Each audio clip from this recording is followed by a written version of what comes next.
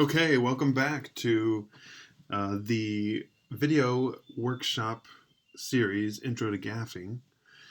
Today we're going to talk about the four properties of light.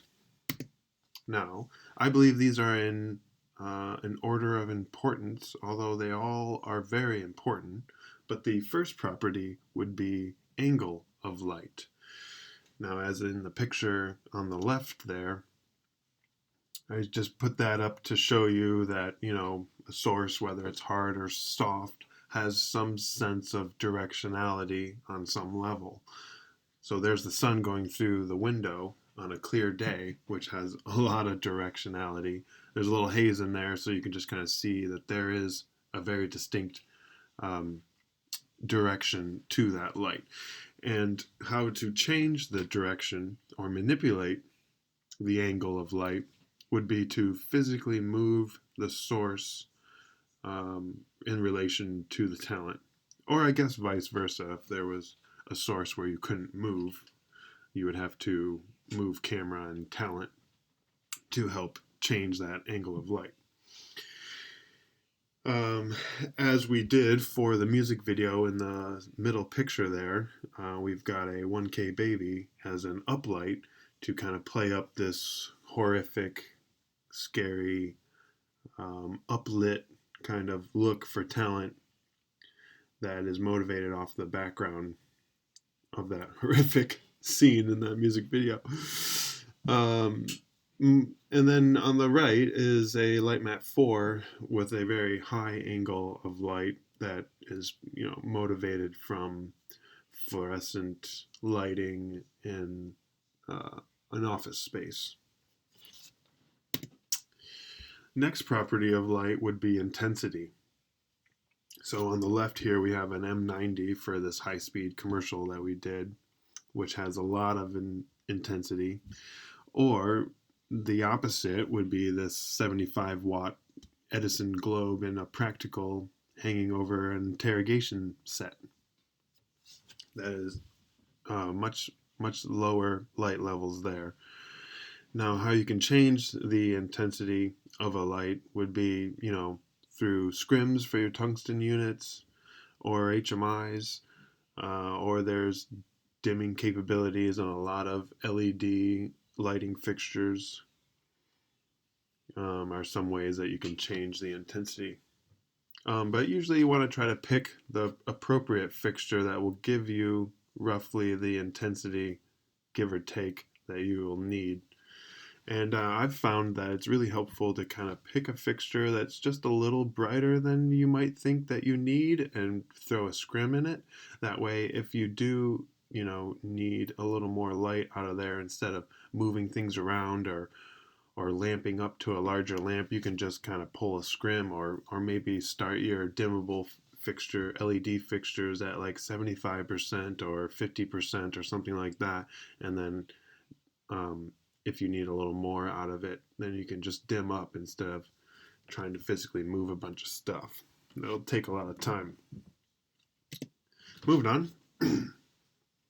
The third property is quality of light.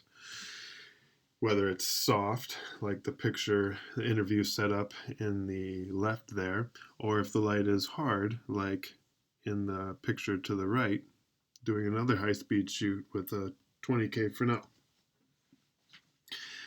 There's some other kind of aspects to quality besides it just being hard or soft, which is the spectral quality or spectral highlights of an object, which basically determines how reflexive that source is from an object based on how hard or soft it is.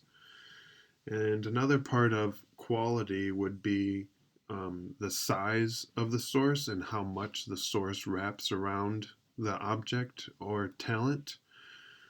In relation to talent, the size of the source in relation to the talent.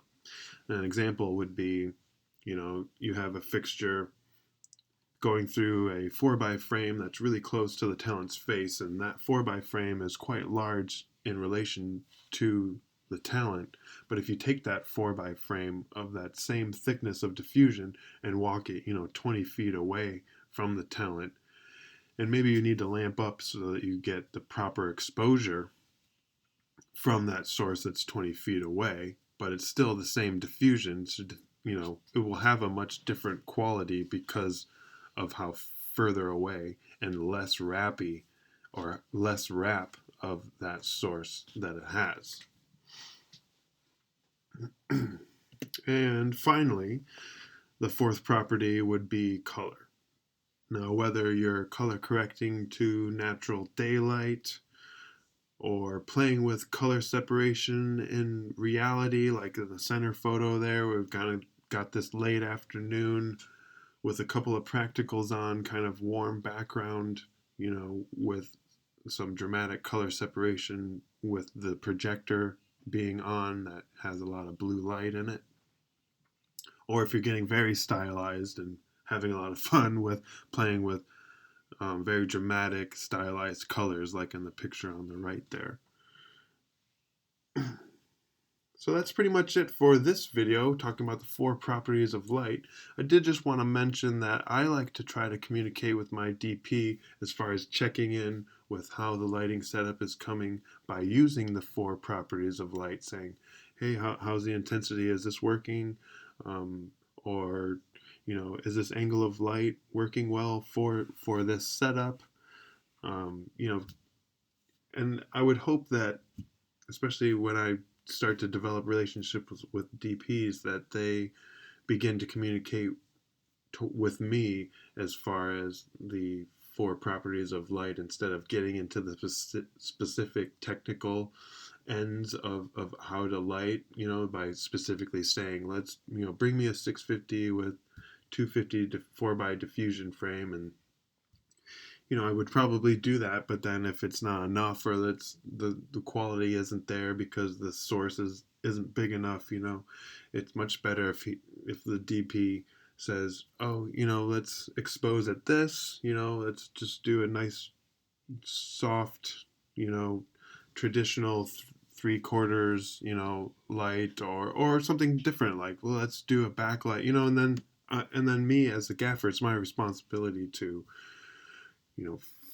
choose the right fixture to get those desired effects. And I think that it works a lot better on set if we talk about the lighting through these properties. That's pretty much it. I hope you learned something. Thanks for watching, and we'll see you on the next video where we talk about some techniques and some guidelines as far as how to light sets.